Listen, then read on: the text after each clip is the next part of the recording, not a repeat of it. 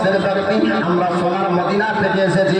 কুফা জমিনে আপনার কুফাবাসীরা কুফায় ইবনে জিয়াদ গফরনা আমার আব্বা ইমাম মুসলিমকে কতল করেছে, শহীদ করেছে, শাহাদাত বরণ করে গিয়েছে।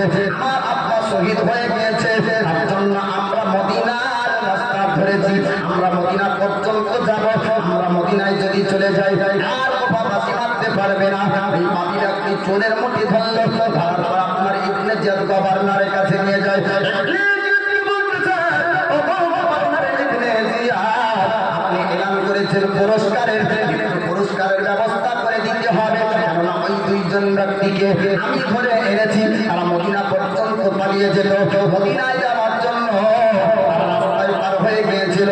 পাহাড়ের গর্তের মধ্য থেকে তাদেরকে বের করে আপনার কাছ পর্যন্ত আনলাম। আপনার পুরস্কার কপি পেল। ইমাম মুসলিমের দুই সন্তানকে ইবনে জিয়াদ গফরনা আপনার কারাগারে বন্দী করল, জেলখানায় বন্দী করে দিল। জেলখানায় বন্দী করে আপনার দুই সন্তান আপনার নবী বংশের ফলক জান্নাতি আপনার ফলকে আপনার মানবকে সুন্দর চেহারার অধিকারী দুই আপনার বালককে কারাগার জেলখানাতে আপনার বন্দী করা হলো। বন্দী করার পর জেলখানার দারোয়ানকে দায়িত্ব দিল, এই কারাগারের দায়িত্ব আমার উপর আপনার দেওয়া হলো। এই বাচ্চা ছেলে দুটো আপনার কারাগার থেকে যদি না বের হতে পারে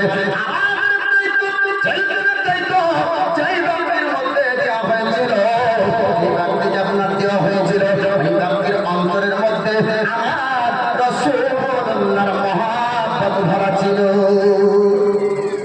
যাকে দায়িত্ব দেওয়া ছিল তার অন্তরের মধ্যে আমার রাসূলুল্লাহর মহব্বত ভরা ছিল। ওই ব্যক্তি আপনার রাত্রিবেলাতে চিন্তায় পড়ে গেল, আর পৃথিবীর জমিনে যদি নবী বংশের ব্যক্তিকে আপনার কারাগারে বন্দী করে রাখি, আর যদি বাচ্চা ছোটকে আমি কষ্টের মধ্যে রাখি, আল কিয়ামতের দিন আমাকে হিসাব দিতে হবে। আল কিয়ামতের দিন আমি হিসাব দিতে পারবো না, নবীর শাফাআত পাবো না। আল্লাহর নবী তিনি বলেছেন, আন্নান নবিয়্যা সাল্লাল্লাহু তাআলা আলাইহি ওয়াসাল্লাম ক্বালা শাফাআতি লি আহলিল কাবাইরি মিন উম্মতি। আল্লাহর নবী পয়গম্বর আযম আপনার হাদিসে বলেছেন যে আমার শাফাআতের ফাঁকাবলাতে আমার গুনাহে কাবিরা গায়ে উম্মত পর্যন্ত জান্নাতি। একবার জোরে বলুন সুবহানাল্লাহ। নবীর শাফাআত যদি কিয়ামতের দিন হয়ে যায় ও ব্যক্তি আপনার জান্নাতি হয়ে যাবে। নবী আমার বলেছেন যে পৃথিবীর জমিনে যদি কোনো ব্যক্তি মসজিদকে নির্মাণ করে যায় তাহলে আল্লাহ পাক খাস তার জন্য জান্নাতে ঘর নির্মাণ করবে। জোরে বলুন সুবহানাল্লাহ। আল্লাহকে সন্তুষ্টি করার জন্য কিয়ামতের দিন আপনার জন্য আল্লাহ পাক যেন জান্নাতি স্পেশাল ঘর রাখেন। নবীর হাদিসে যেটা বলা হয়েছে, নবীর কথা মিথ্যা হবে না। বাবা আল্লাহ পাক বলেন ওমা ইয়ানতিকু আনিল হাওয়া ইন হুয়া ইল্লা ওয়াহিয়্যুন ইউহা। আল্লাহ পাক তিনি বলেন যে নবী মন গড়া কিছু বলেন না, বরং ওটাই বলেন যেটা তাহার উপর ওহী করা হয়। বলুন সুবহানাল্লাহ। আমি এই আলোচনা যেখানে ছাড়লাম এখান থেকে আলোচনা আবার শোনাবো। একজন ব্যক্তি খালি বলেন মসজিদের জন্য 1000 টাকা দেবে। একজন নাম চট করে বলেন বহুদিন এ মুখ আপনাদের সামনে আনেনি, অনেক দান আপনারা দিয়েছেন। আপনাদেরকে আমি না চিনহার যাই, 6 বছর কাটানো গ্রাম আমার, আপনাদেরকে চিনি, আপনাদেরকে জানি। আপনারা দান করেন না এমনটাও নয়, দানও করেন। একজন ব্যক্তি যোগ্য বাপের যোগ্য বেটা আল্লাহর ঘর পবিত্র মসজিদের জন্য যেন আল্লাহ পাক আপনার রিজিকে বরকত দান করে, হায়াতে বরকত দান করে, ব্যবসা বাণিজ্যে বরকত দান করে, খেতে খাবার আপনার বরকত দান করে। বাবা মুসিবত থেকে যেন আল্লাহ পাক আল্লাহ তাআলা আপনাকে হেফাজত করে। নবী পাক বলেন দুনিয়ার মধ্যে সাদকা করলে বালা মুসিবতকে আপনার দূর করে দেয়। বালা মুসিবত সাদকার মাধ্যমে দূর হয়ে যায়। আপনি দান করে আপনি মারা যাবেন, আপনি কবরে চলে যাবেন আর দানের সওয়াবগুলি, দানের আপনার নেকিগুলি আপনার কবরে ঢুকতে থাকবে। আজিজানে মহতারাম, এইরকম কোন যোগ্য বাপের যোগ্য বেটা আছে তার পিতার জন্য, মায়ের জন্য, দাদুর জন্য 1,000 টাকা আল্লাহর ঘর মসজিদে দেনে বলে কেহ নাই? আগে পিছনে কেহ নাম? একজন ব্যক্তি 1,000 টাকা দেন, 500 টাকা দেন খোদার ঘর মসজিদে। এরকম কেহ যদি থাকে, অনেক যুবক ভাই আছেন বাইরে কাজ করতে যান, আল্লাহর প্রতি ভরসা রাখবেন যেন আল্লাহ আপনার বালা মুসিবত থেকে আপনাকে হেফাজত রাখুন। একজন ব্যক্তি এই পবিত্র মসজিদের জন্য মাত্র 1,000 টাকা নিয়ে আসবেন। দেখে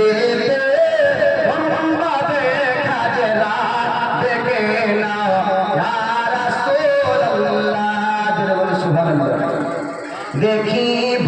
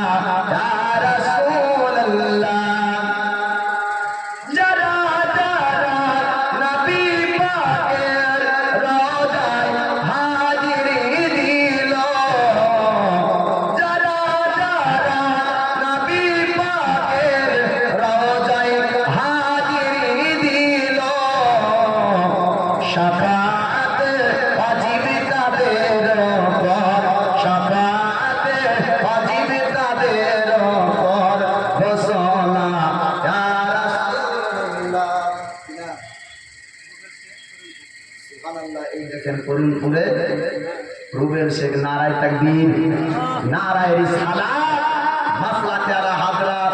এই দেখেন কিশোরপাড়া বেলতলা পাড়া মসজিদের জন্য করিমপুর থেকে রুবেল 1,000 টাকার দাতা বলে জিন্দাবাদ।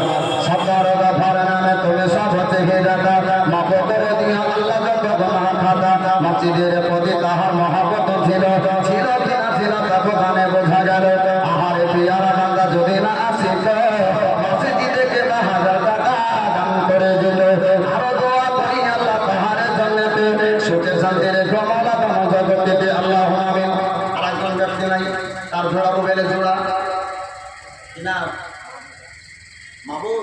এই দেখেন আব্দুল মাহমুদ 200 টাকা আল্লাহ তাআলাকে কবুল করুন। আমিন ইয়া রাব্বাল আলামিন। এইরকম নাই রুবেলের জোড়া অনেকজন ব্যক্তি আছেন, তরুণ যুবক যদি থাকে 500 টাকা 1,000 টাকা একটু চটচট করে নিয়ে আসেন। আলোচনা আপনার আলোচনা আগিয়ে নিয়ে যাব। যেখান থেকে আলোচনা শুনলেন এরপর থেকে আপনারা শুনতে পাবেন। আপনার কারবালার সংক্ষিপ্ত জীবনে আপনাদেরকে শোনাবো। একটু চটচট করে আসেন যুবক ভাই আমার। আল্লাহর পেয়ারা, আপনার আল্লাহর পেয়ারা আল্লাহ যদি থাকেন আল্লাহর ঘর পবিত্র মসজিদের জন্য একজন যুবক কিশোরপাড়া বেলতলা পাড়ার অনেক যুবক ভাই আছেন, অনেক যুবক ব্যক্তি আছে, আপনার 1,000 টাকা দান করেন। আল্লাহ আপনার রিজি রোজগারে বরকত দিবে, বালা মুসিবত দূর করবে। সুবহানাল্লাহ। একটু চটচট করে আসেন। মা বোনেদের দিকে কিছু লোক যাবেন, কমিটির পক্ষ থেকে 2-1টা লোক যান। মা বোনেরা আপনারা অনেক দান করেছেন। আর লোকের ভাড়ের আজকে উন্নতি হয়েছে। লোকের ভাড় ছিল 500 টাকা, এখন লোকের ভাড়া হলো 1,000 টাকা। হ্যাঁ, ওকে আপনারা 500 করে দিয়েছেন। 1 মাসেরই 1,000 টাকা মসজিদে দেন না? 11 মাস আপনি খাইয়েন, 1 মাসের টাকা আপনি দিয়ে। লোকের ভাড়া আমি পাচ্ছি, আমি 1 মাসের টাকা মসজিদে দান করবো। তাহলে আপনি পাচ্ছেন লোকের ভাড়া, মানে তার মালিক হয়ে গেলেন আপনি। আমাকে যদি কেউ 1 টাকা দেয় তো ওই 1 টাকার মালিক আমি। যেহেতু লক্ষ্মীর ভাড়ের টাকা আপনি পাচ্ছেন, আপনাকে দিচ্ছে, আপনি তার মালিক হয়ে গেলেন। আপনি ও টাকা নিজে খরচও করতে পারেন অথবা দানও করতে পারেন। অতএব মা বোনেরা আপনারা 500 টাকা হোক 1,000 টাকা হোক একটু চট করে নামটা আপনার লিখে দেন। আলোচনা আমি লম্বা আপনার আগিয়ে নিয়ে যাব। এবার 14 জনা ইমামে হোসাইনের পক্ষ থেকে বায়াত প্রচার করার জন্য ইমাম মুসলিম গিয়েছিলেন। তিনি শহীদ হলেন। তিনার 2 বাচ্চাকে ধরে আপনার ইবনে জিয়াদ গভর্নরের কাছে নিয়ে যাওয়া হলো। জেলখানা কারাগারে বন্দী করা হলো। কারাগারের আপনার দায়িত্ব যাকে দেওয়া হয়েছে, আপনার জেলখানা দারোয়ানকে বলা হলো যে এই বাচ্চা দুটো যেন না বের হয়ে যায়। আপনার সেই ব্যক্তি ছিল নাবির দেওয়ানা, নাবির মহাব্বত তার অন্তরের মধ্যে ছিল। চিন্তায় পড়ে গেল, আজ নাবি বংশের ব্যক্তিকে যদি আজ পৃথিবীর জমিনের জেলখানাতে বন্দি করে কষ্ট দিই, আল কিয়ামতের দিন নাবি আমাদের দিক থেকে মুখ ফিরিয়ে নেবে, আমরা নবীর শাফাআত পাবো না, নবী আমাদের জন্য আপনার সুপারিশ করবে না। আল্লাহর নবীর মহব্বত তার অন্তরের মধ্যে আপনার ভরা ছিল। ওই ব্যক্তি আপনার চিন্তায় পড়ে গেল, ওই ব্যক্তি আপনার ভাবতে লাগলো, জমিনে যদি তাদেরকে কষ্ট দিই তাহলে কেন কিয়ামতের দিন আমরা নবীর শাফাআত পাবো না, নবী আমাদের সুপারিশ করবে না। কিন্তু আমি এই পৃথিবীর জমিনে বাচ্চাদেরকে কষ্ট দিব না।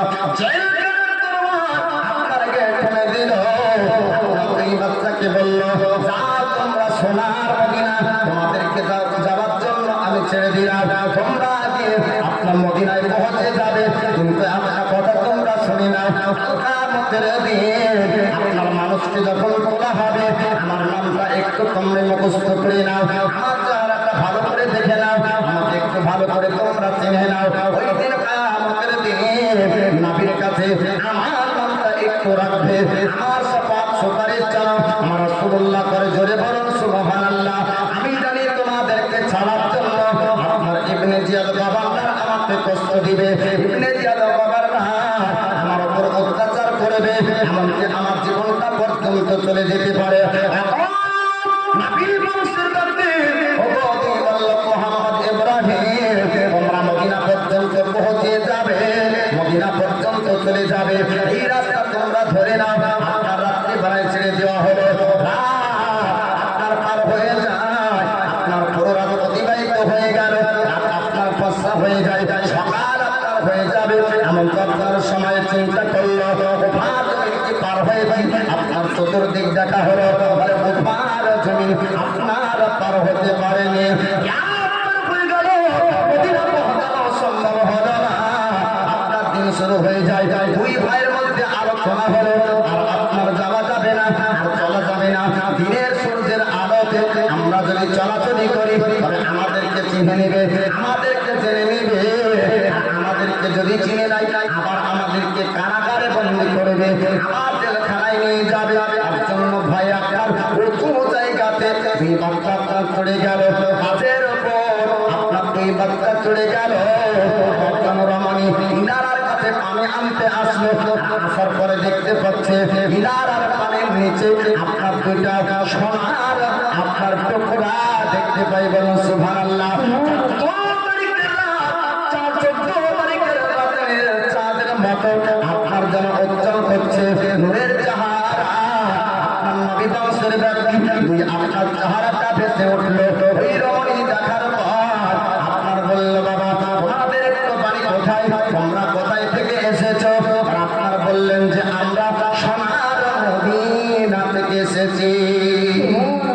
আমরা সাধারণ ঘরের ছেলেরা, আমরা সাধারণ ঘরের মানুষ না, আমরা হলাম নবী বংশের ব্যক্তি, আমরা হলাম আহলে বাইতের রাসূল, আমরা হলাম নবী বংশের ব্যক্তি। আমার পিতার নাম হলো আপনার ইমাম মুসলিম। আমরা মদিনার বুক থেকে ওপার জমিনে এসেছিলাম, আর আপনাকে শহীদ করা হয়েছে, আমার আপনার শাহাদাত বরণ করেছে।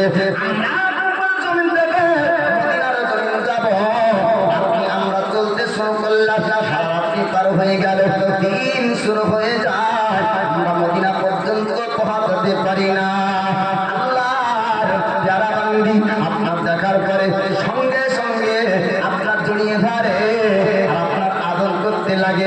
জানা নবী বংশের ব্যক্তির উপর আপনার আল্লাহর নেককারী বান্দি, আল্লাহর যারা বান্দির মধ্যে আপনার নবী বংশের ব্যক্তির উপর মহাব্বত ভালোবাসা চলে আসলো। বলুন সুবহানাল্লাহ।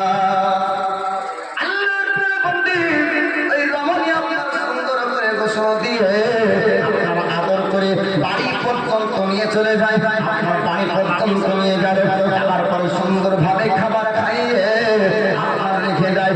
এই রমণীটা ছিল পাপী হারিসের বিবি, স্বামী হলো পাপী ইবনে জিয়াদের লোক, ইয়াজিদের লোক।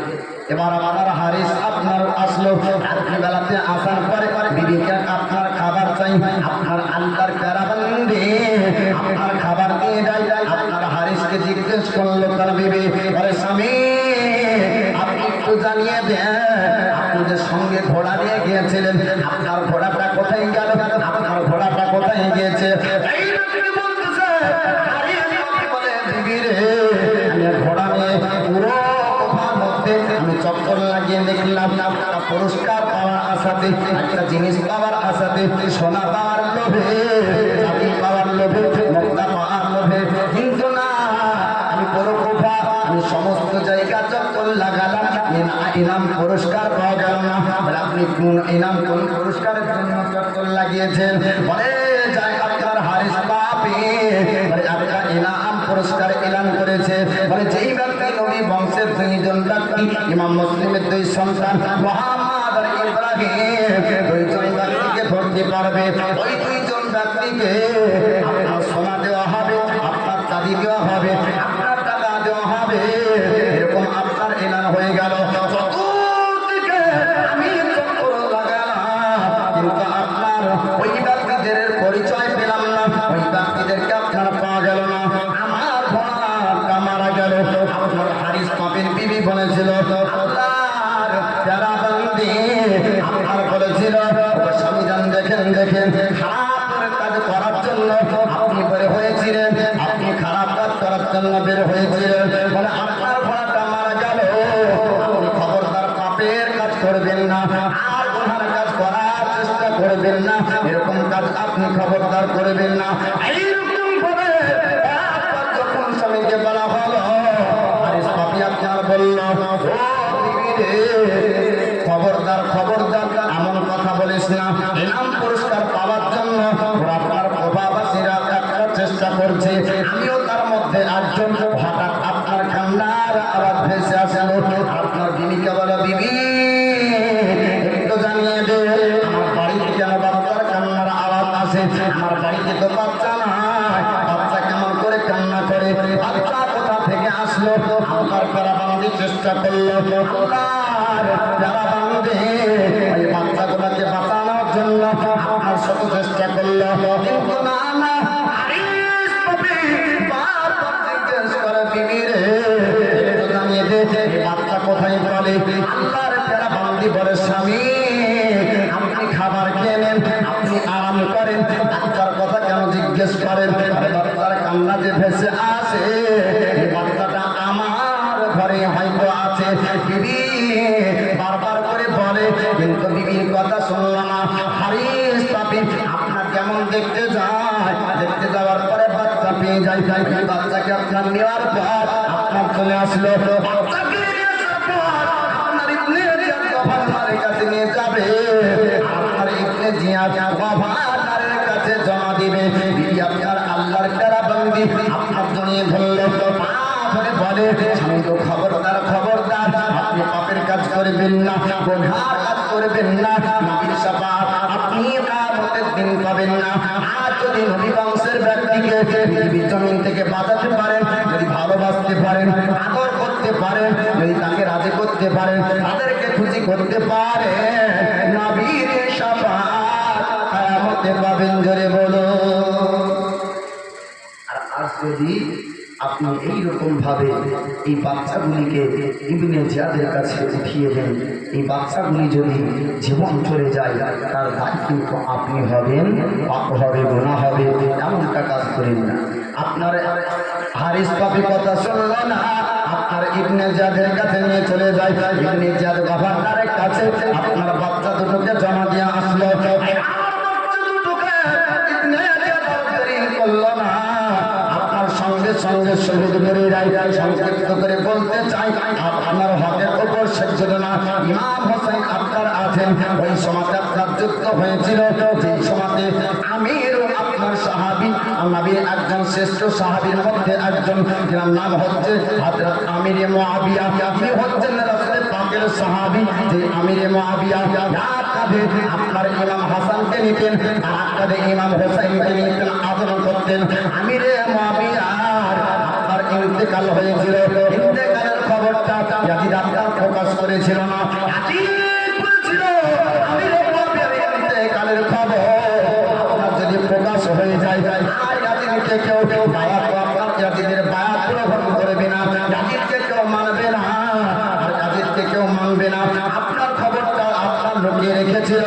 আয়াত পড়া শুরু করেছিল।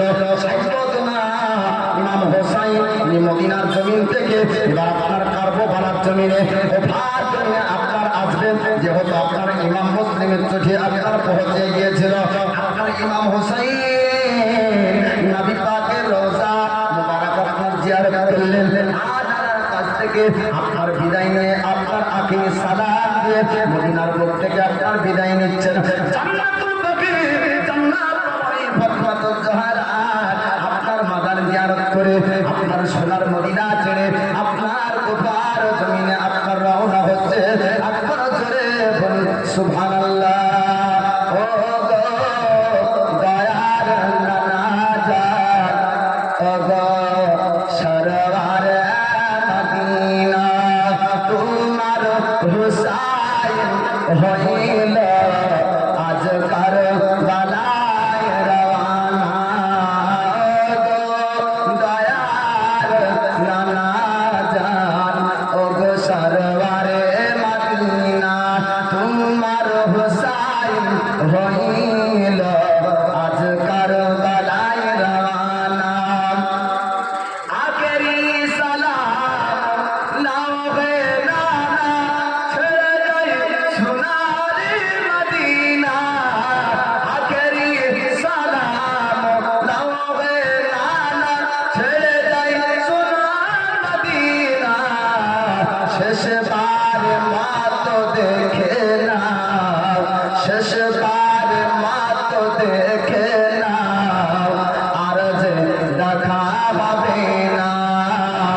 ও গো দয়ার নানা জান, ও গো সরওয়ারে মদিনা, তোমার হুসাইন হইল আজ কারবালায় রওনা।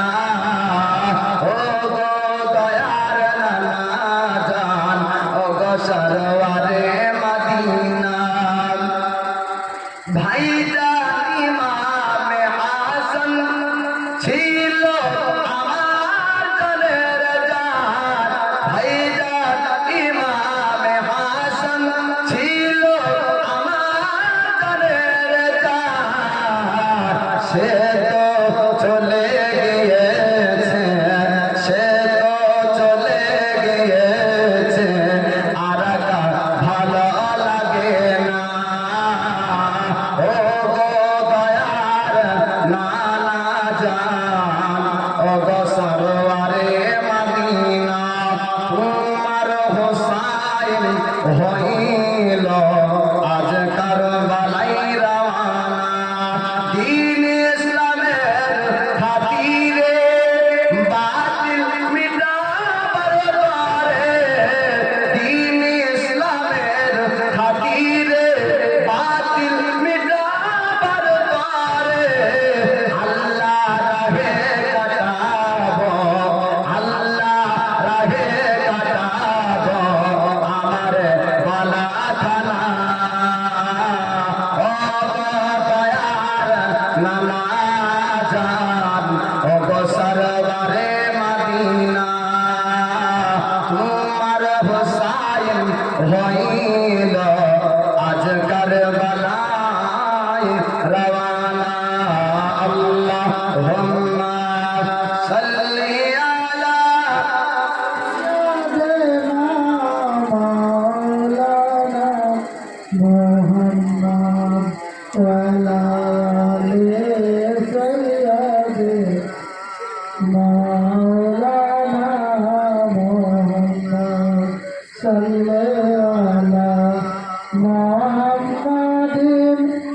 সাল্লি আলা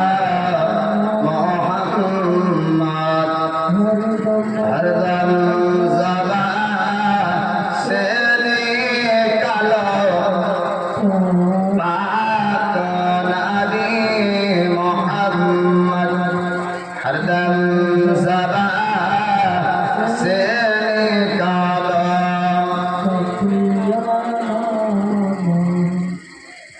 সাইয়্যিদুনা ইমামে হোসাইন কারবালার জমিনে আসার পূর্বে ইমাম মুসলিমকে পাঠিয়েছিলেন কারবালায় কুফার জমিনে। 40,000 জন ব্যক্তি বায়াত গ্রহণ করেছিলেন। ইমাম মুসলিমের শহীদ হয়ে যাওয়ার পরে ইমামে হুসাইন কারবালার জমিনে, কুফার জমিনে আসছেন। আহলে বায়াতের ব্যক্তিদেরকে নিয়ে জয়নাল আবেদিন ইমাম কাসিম ইনার বোনেদেরকে, ভাগনাদেরকে নিয়ে তিনি কুফার জমিনে আসলেন। কুফার জমিনে এসে ইবনে জিয়াদের সঙ্গে সাজ্জাদুল্লাহ ইমামে হুসাইন প্রস্তাব আলোচনা করেছিলেন যে তোর কি উদ্দেশ্য ইমাম মুসলিমকে কতল করেছিস, কি চাস বল। মানে একটা জিনিস আপনার কাছ থেকে চাই, একবার খালি স্বীকার করে নেন ইয়াজিদকে হক বলে। ইমামে হুসাইন বলেছিলেন জীবন চলে যাবে কিন্তু ইয়াজিদ হক হতে পারে না। জোরে বলুন। আজ কিছু নেট ফারাজি ব্যক্তি, কিছু সোশ্যাল মিডিয়ায় ভাইরাল ব্যক্তি, কিছু নামধারী আহলে হাদিসের ব্যক্তি, আদৌ ওরা আহলে হাদিস না, নামধারী, ওই সংখ্যক ব্যক্তিরা ইয়াজিদকে হক বলেছে। দেখতে যদি চাও ইউটিউবে যাও, দেখতে যদি চাও ইউটিউবে যাও, তারা আলিম বক্তব্যের মাধ্যমে বলছে ইয়াজিদ হক, ইয়াজিদকে মুসলমানই বলতে হবে, ইয়াজিদ গুমরাহি, ইয়াজিদ পথভ্রষ্ট, ইয়াজিদ আপনার ফাঁসি, ইয়াজিদ জেনাকার, ইয়াজিদ গুনহাগার, ইয়াজিদ পাপী, ইয়াজিদের উপর আল্লাহর লানত। এই ইয়াজিদ হক হতে পারে না। ইমামে হুসাইন বলছে জীবন কোরবান করব, ইয়াজিদকে হক বলে মানব না। আমরা হুসাইনি মুসলমান, ইয়াজিদি নয়। জোরে বলুন সুবহানাল্লাহ। সাজ্জাদুল্লাহ ইমামে হুসাইন এইরকম ভাবে কারবালার জমিনে কয়েকদিন থাকলো। ইবনে জিয়াদ গভর্নরের হুকুম হলো ফুরাতের নদীর পানি যেন মদিনাবাসীরা না হয়। আরে কেন? যদি এ পানি তারা পান করে তাহলে তাদের মোকাবেলা করা সম্ভব হবে না। কারণ আলিয়ে শেরে খোদার ঘটনা তারা জানত, আলিয়ে শেরে খোদার দাদুর শক্তি তারা জানত যে আলিয়ে শেরে খোদা এক হাতে লোহার দরওয়াজাকে ঢাল হিসাবে ব্যবহার করে, যার ওজন হলো 40 মণ। জোরে বলুন সুবহানাল্লাহ। এ হলো আলীর সন্তান, এ হলো আলীর বংশধর। যদি এদেরকে পানি পান করতে দেওয়া হয় তাহলে এদের সঙ্গে মোকাবেলা করে জয়লাভ করা সম্ভব হবে না। কয়েকদিন পানি বন্ধ হলো। আপনার আশুরার রাত্রিতে জান্নাত রমণী ফাতিমা জাহরা, তিনি কিতাবের মধ্যে বলা হয় আশুরার রাত্রিতে আল্লাহর কাছে যদি আল্লাহর কোনো বান্দা দোয়া করে, আল্লাহ পাক ওই রাত্রিতে দোয়া কবুল করে নেয়। জোরে বলুন সুবহানাল্লাহ। 9 মুহররম ইবাদত রাত্রি, ওই রাত্রিতে আল্লাহ পাক দোয়া আল্লাহর বান্দা ও বান্দি কবুল করে থাকেন। আদম আলাইহিস সালাম তিনি আল্লাহর কাছে দোয়া করেছিলেন, মাবুদ আমাকে পৃথিবীর জমিনে পাঠিয়েছো, এক জায়গায় আমাকে, এক জায়গায় হাওয়াকে, আমার সঙ্গে হাওয়ার সাক্ষাৎ করে দাও। মুহররম মাসে দোয়া করেছিলেন, আল্লাহ পাক দোয়াকে কবুল করেছিলেন। তো আশুরা রাত্রিতে জান্নাত রমণী ফাতিমা জাহরা, নবী বলেছিলেন কোন জায়গাতে ইমাম হুসাইন শহীদ হবে সেই জায়গার ধুলাবালি পরিষ্কার করে দিয়েছিলেন। তিনার বেটা ওই জায়গাতে শহীদ হয়েছেন, যেই জায়গাতে আমার রাসূলুল্লাহ পূর্বে থেকে দেখিয়ে দিয়েছিলেন। জোরে বলুন সুবহানাল্লাহ। এবার কারবালার জমিনে লড়াই যুদ্ধ চলছে। ইমামে কাসিম তিনি বলছেন, চাচা আমাকে ময়দানে নামিয়ে দেন, আমি ময়দানে যাব। সাইয়্যিদুনা ইমাম হুসাইন বলছেন, না, আমার চোখের সামনে তুমি ময়দানে যাবে, আমি সহ্য করতে পারবো না।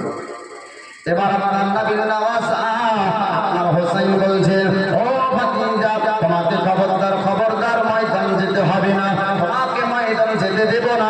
তোমার ভাই আমার উপর তোমাকে দায়িত্ব দিয়েছিল, আমার দায়িত্ব আমার উপর এসেছে, আমাকে তোমাকে দেখভাল করে রাখার দায়িত্ব দেওয়া হয়েছে।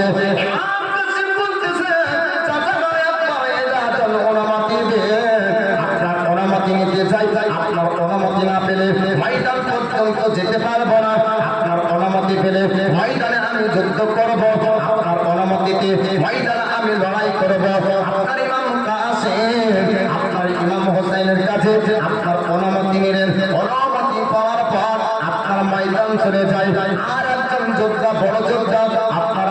নামক যোদ্ধা ব্যক্তি বলল, আব্দুল নামক যোদ্ধাকে আপনার ইবনে জিয়াদ গভর্নর বলল, যা তুমি পালোয়ান চলে যাও, আমার দলের মধ্যে সব থেকে বড় পালোয়ান তুমি রয়েছে, অতএব তুমি চলে যাও, তার সঙ্গে যুদ্ধ করো না।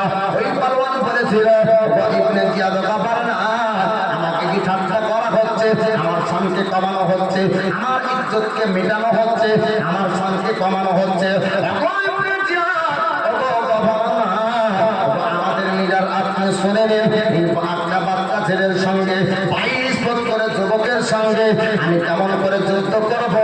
তার সঙ্গে যুদ্ধ করার জন্য আমার 4 বেটাকে, আমার 4 পুত্রকে আমি পালোয়ান জন্ম দিয়েছি। আমার একটা পালোয়ান, আমার একটা পুত্র যদি চলে যায়, 22 বছরের যুবক মোকাবেলা করতে পারবে না। 22 বছরের যুবকের সঙ্গে মোকাবেলার জন্য আপনার পালোয়ানের এক বেটা যথেষ্ট। পালোয়ান বলল, ইবনে জিয়াদ গভর্নর বলেছিল, পালোয়ান চিন্তা ভাবনা করে নাও, এটা কোন বংশের ব্যক্তি? আপনার তার পূর্বপুরুষ আলীর শেরে খোদা, আলীর বংশের ব্যক্তি। আপনার হাজরাতে আলীর খোদাকে অন্তর ভেব না, তার পাশে আলীর রক্ত, আলীর খুন আছে, তার শরীরের মধ্যে অর্থাৎ আলীর খুন ভরা আছে, তার বাতুর মধ্যে আলীর শক্তি ভরা আছে। জোরে বলুন সুবহানাল্লাহ। পালোয়ান ওই ব্যক্তি বলল, ইবনে জিয়াদ গভর্নর, আপনি চিন্তা করবেন না, আপনি টেনশন করবেন না, আমার এক কাটা তাকে মেরে দিবে, আর কাটা তাকে কতল করে দিবে। আপনার ওই কথা চলল, আপনার যুদ্ধের ময়দানে আপনার ইমাম কাসিম তরবারির আঘাতে আপনার বেটাকে কতল করে দিল। রাগান্বিত হয়ে আর বেটাকে বলল, যা যা, ভাইয়ের বদলা তোকে নিতে হবে, ময়দানে তুই নেমে যা। ভাইয়ের বদলা নেওয়ার জন্য আপনার ময়দান চলে গেল। আপনার ময়দানে যাওয়ার পরে আর ভাইয়ের উপরে একটা তরবারির আঘাত করেছিল ইমাম কাসিম, তরবারির আঘাতে ওই ব্যক্তিকেও জাহান্নামে পাঠিয়ে দেয়। জোরে বলুন সুবহানাল্লাহ। তরবারির আঘাতে আপনার 2জন ব্যক্তি আপনার জাহান্নামে চলে গেল। এবার বলল, দ্বিতীয়জন আপনার বেটাকে বলা হলো, যা 2 ভাইয়ের আপনার বদলা তোরা নিয়ে আয়গা। মূল ভাইয়ের বদলা তোকে নিতে হবে।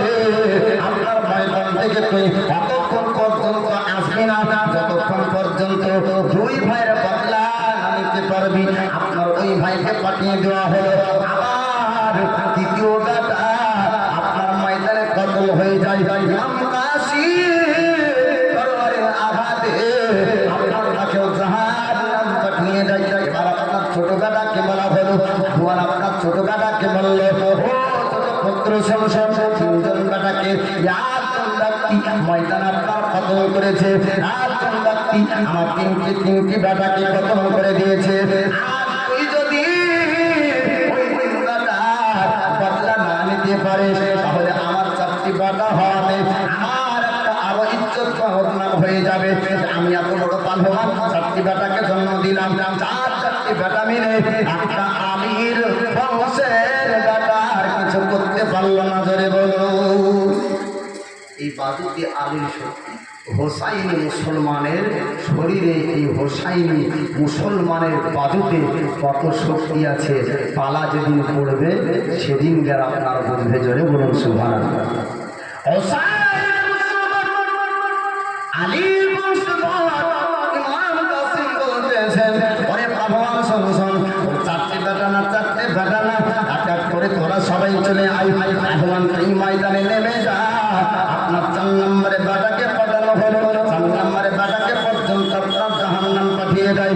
আর ইবনে জিয়াদ গভর্নর আপনার বলেছিল, ও পালোয়ান, তুমি যদি সর্বপ্রথম যেতে তোমার বেটাদের জীবন যেত না, তোমার বেটারা কতল হতো না, তুমি হয়তো কাসিমকে মেরে দিতে পারতে। পালোয়ান আপনার বলেছিল, ও ইবনে জিয়াদ, ও আমাদের গভর্নর, ও আমাদের লিডার, আপনি চিন্তা করবেন না, আপনি টেনশন করবেন না। 22 বছরের যুবককে আর ময়দান থাকতে হবে না, 22 বছরের যুবককে আর পৃথিবীর মাটিতে থাকতে হবে না। আপনার ময়দান নেমে গেল। আর ময়দানে নামার পরে আপনার যেমন যুদ্ধ করতে যাবে, নবী বংশের ব্যক্তি আপনার ইমাম হোসেন, আপনার হাসানের পুত্র ইমাম কাসিম, তিনি আপনার বলেছিলেন যার ঘোড়ার লাগাম বাঁধার ঠিক নাই সে নাকি আবার বড় যোদ্ধা। জোরে বলো। এখনো পর্যন্ত ঘোড়া লাগাম বাঁধা জানে না, এখনো পর্যন্ত যে ঘোড়া দড়ি বাঁধা জানে না, এখনো পর্যন্ত যে ঘোড়াকে সাজাতেই জানে না, সে ব্যক্তি নাকি আবার বড় যোদ্ধা। যেমনি ঘোড়াকে দেখতে যাবে সঙ্গে সঙ্গে তরবারির আঘাতে ওর গরদান থেকে মুন্ড আলাদা। জোরে বলুন সুবহানাল্লাহ। সে ব্যক্তিও কতল হয়ে গেল। এবার আপনার ইমাম কাসিম চলতে চলতে চলতে চলতে ইমাম হোসেনের কাছে চলে যায়। যাবা আর হলকম দেখিয়ে দেয়, চাচা একটু যদি পানি পেতাম, একটু যদি পানি পেতাম আর কারবালার ময়দানে আর কেউ আপনার দল বেঁচে যেত না।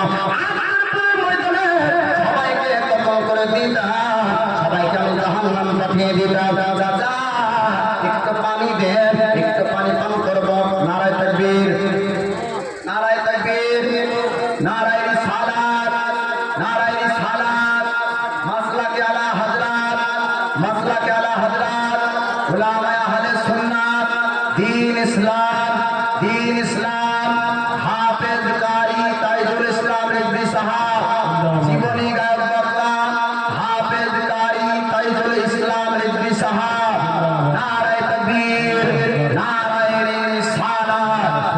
এই দেখেন সোশ্যাল মিডিয়া ভাইরাল, ইউটিউব পরিচিত বক্তা, ফেসবুক পরিচিত বক্তা। ফেসবুক পেজে ঢুকলে তাকে পাওয়া যায়, ইউটিউব ঢুকলে বিভিন্ন চ্যানেলে আজ তার বক্তব্য ভাইরাল। আজ চলে এসেছেন ইনার বক্তব্য বহুদিন পূর্বে এই একই জায়গাতে, এই ময়দানে, এখানে এই সামিয়ানার নিচে এই প্যান্ডেলওয়ালার এই মাইকেই আপনারা শুনেছেন।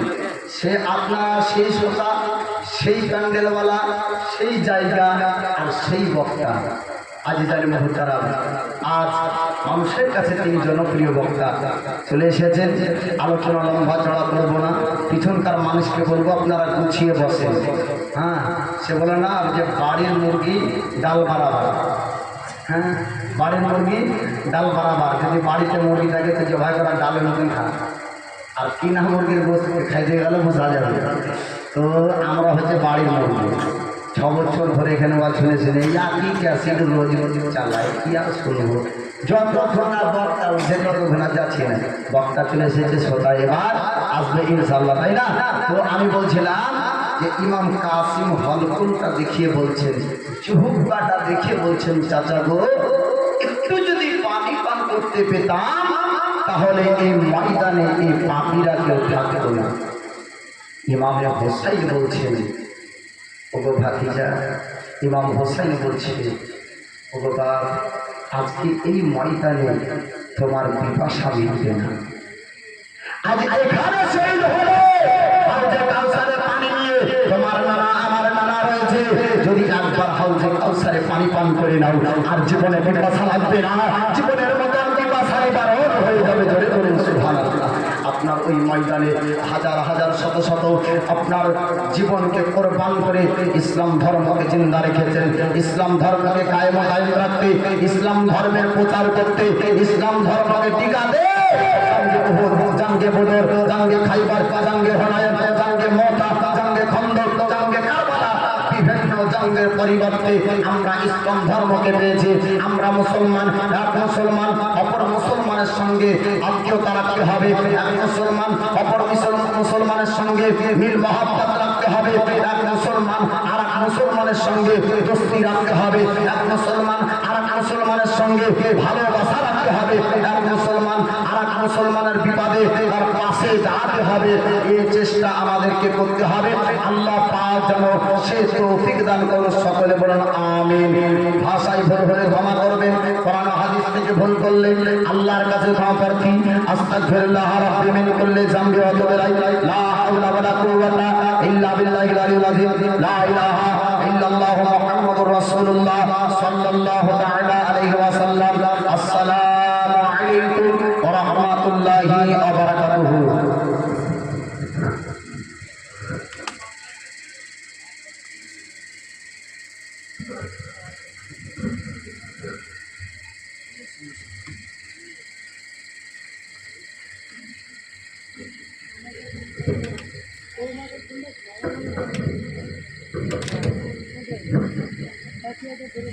আসসালামু আলাইকুম।